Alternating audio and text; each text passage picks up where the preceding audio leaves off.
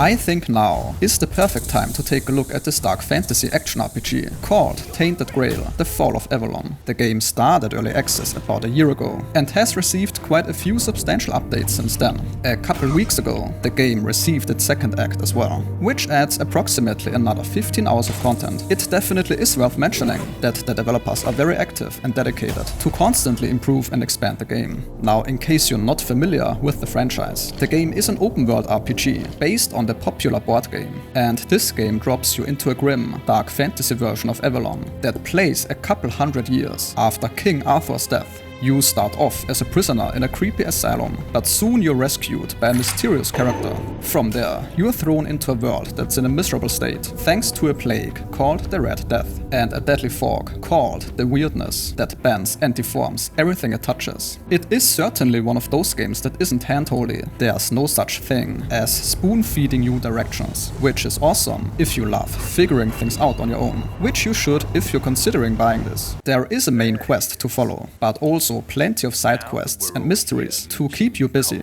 You have to decide what you're going for and read books to understand the deep lore. Thankfully, there's tons of voice-acted dialogue, which is commendable for a rather small game studio. Touch me and I'll gouge your eyes out and bite your ugly... Wait, you're not a demon?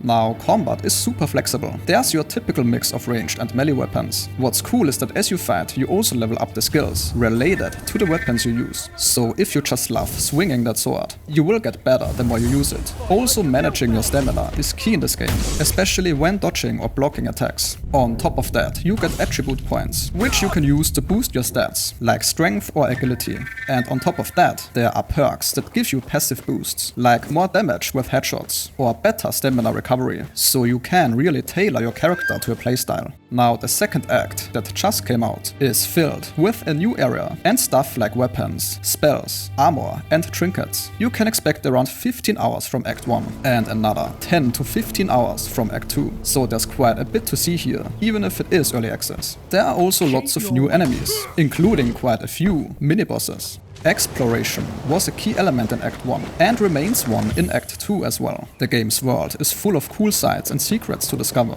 The game has a pretty amazing art and a dark, immersive atmosphere. It feels messed up, but you still want to keep going. It definitely has a unique charm that makes it special, something we would like to see again from Bethesda, but unfortunately it's not looking all that splendid at the moment. Now it's your turn to let me know if this helped you out. If it did, a like is very much appreciated.